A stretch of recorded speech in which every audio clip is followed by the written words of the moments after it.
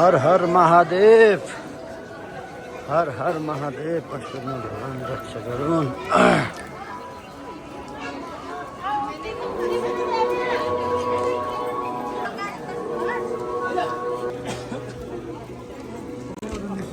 हुन्छ यहीँबाट निस्किन्छ। हामी यतैबाट निस्क्यौँ। हो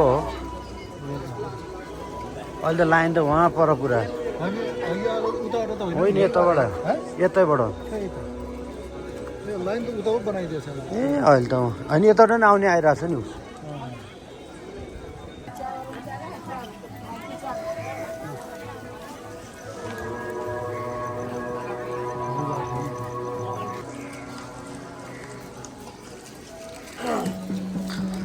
पशुपति साउन साउन मन्दिर जानुले